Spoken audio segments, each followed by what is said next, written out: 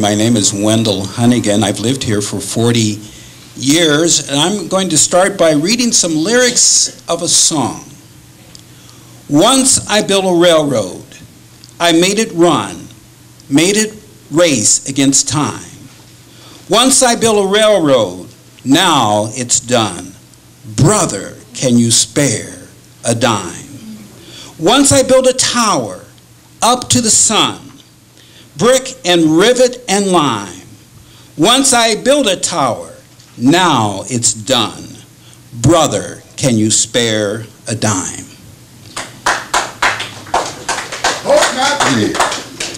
This song was written in 1931 during the Great Depression, but it could well have been written during the Great Recession of the 2000s. For the last year, the unemployment rate of Knox County has hovered around 10%. In May of this year, Knox County reached a 16.5 poverty level. Did you know that 40 million Americans right now are on food stamps, as the percentage of Americans living in poverty hit a 40-year high? It's beyond. The poor are getting poorer and the rich are getting richer. There are ominous signs of downward mobility. There are signs that America is slowly becoming a third world nation.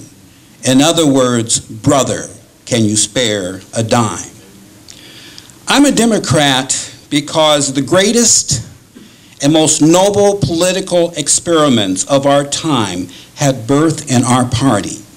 Social Security, Medicare, the minimum wage, the Peace Corps, the Civil Rights Act of 1964, the Voting Rights Act of 1965, and of course the election of President Barack Obama.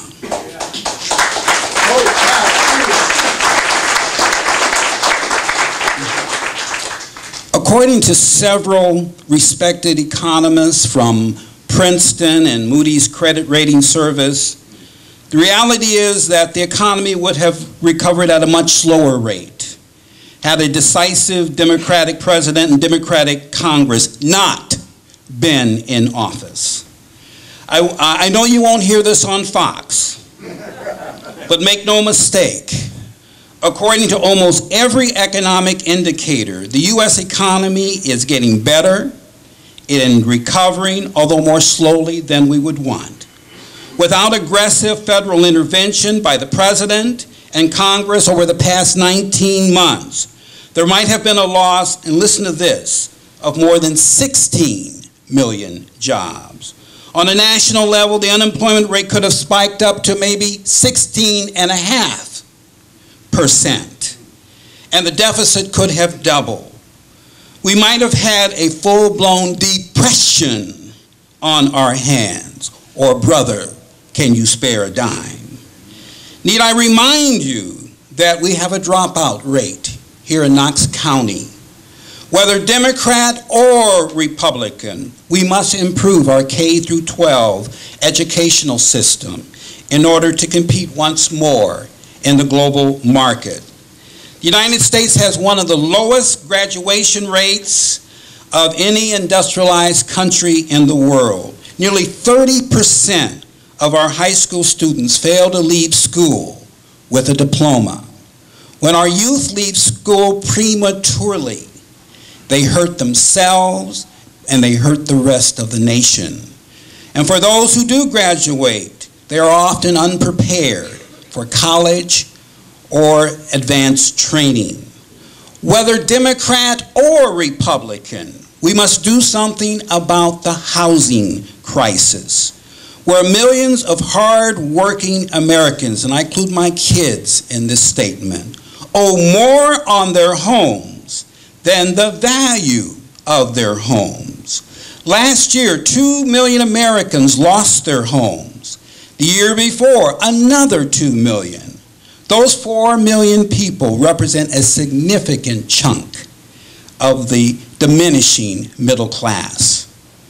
We now know that fraud and misrepresentation helped create the present housing crisis. Greedy mortgage companies weren't asking what was best for the consumer. They were asking what was the best mortgage that generated the most fees for me. Nobel Prize economist Joseph Stiglitz has proposed an innovative solution to the so-called mortgage meltdown. He says we allow distressed businesses time to recover and reorganize through Chapter 11 to protect workers and economy.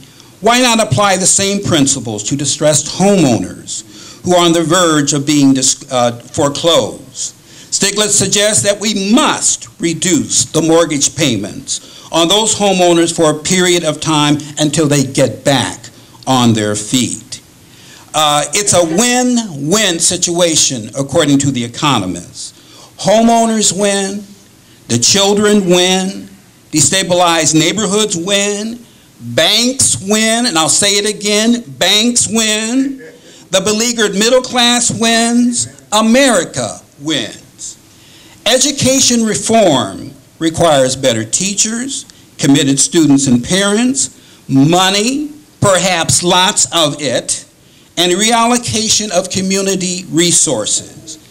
A homeowner's Chapter 11 will require the will to stand up against the most powerful economic forces in America who unfortunately have a stranglehold on both political parties.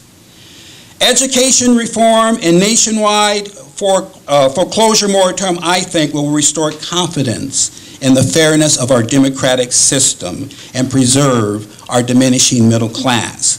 Americans deserve to feel that their system works for them now. I think this is the most important midterm election of my lifetime. I'm 64 years old. And the reason I think so, because there's so much at stake. Do we continue to run the marathon for the next 2 years, or do we stop and say, I quit, the sky is falling, the sky is falling? Yes, I'm talking about the Republicans and the Tea Party movement who don't seem to have a clue about what's going on in this country right now.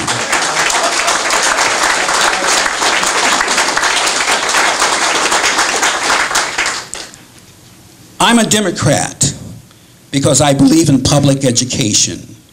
Where would this community be without a Carl Sandburg Community College? Where would this community be and this nation be without our dedicated teachers, K through 12, like Jim Jacobs and Bonnie Harris, just to name a few? I'm a Democrat because a healthy economy depends on home ownership, but also an economy where there are good jobs at a living wage, as you so clearly stated. Let's stay the course. Let's reject the politics of fear and support a president who was handed the worst economy since the Great Depression.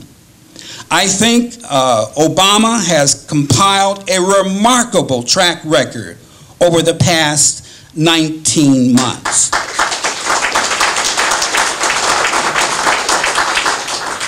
It took a Democrat to get us out of the Great Depression. It will take another Democrat to lead us out of the Great Recession. So brother, brother, brother, can you spare some of your time? Please vote on November 2nd. Thank you very much.